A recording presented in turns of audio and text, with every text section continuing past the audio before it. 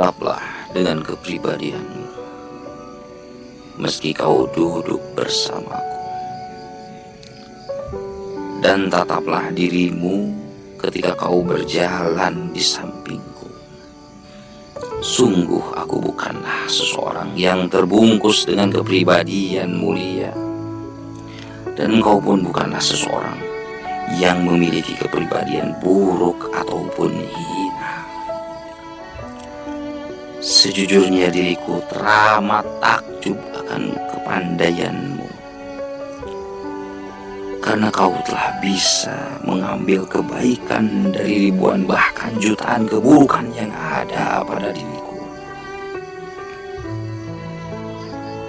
Coba lihatlah keburukan pada kenyataannya, dan janganlah lupa pelajari dan pahamilah setiap sisi maupun tepiannya.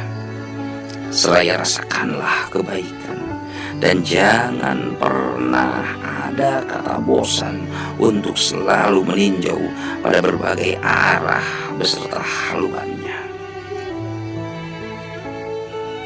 Ingatlah, dalam satu hari itu terdapat pagi, ada siang, juga petang, lalu berganti malam.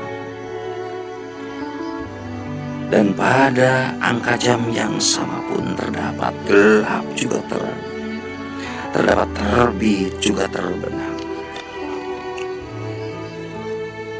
Sang rembulan itu selalu ada, tetapi tak nampak di pagi dan siang hari.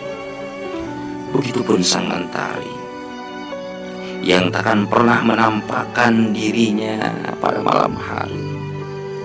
Ini bukan soal waktu, tapi itulah pertanda kuasanya, dan pula bukan soal biasa, karena itulah bukti kehendaknya. Ketika sebagian manusia merasa ataupun terlihat nampak seperti sosok yang sempurna, maka dia Sang Maha Pencipta dengan kemaha kasih juga kemaha adilannya menampakkan titik demi titik daripada noda di sela-sela kepintaran juga kehati-hatian pada diri manusia itu sendiri, sebagai bukti akan kemahagungan dan kemahaadilannya yang sangat sulit juga rumit untuk dimengerti ataupun dipahami oleh kita sebagai manusia biasa yang diciptakan olehnya dengan penuh sifat keterbatasan dalam berbagai hal. Ketahuilah, sesuatu yang sangat dekat itu, dan dikarenakan oleh sebab sangat dekatnya, maka akan nampak hilang sehingga tak bisa terlihat oleh daya pandangan mata kita.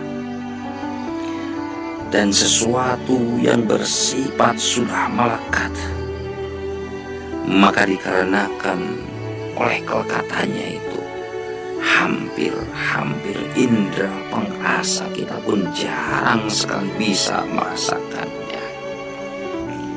Kita melihat, kita mendengar, dan setiap hembusan juga tarikan napas yang terjadi sepanjang perjalanan kehidupan kita.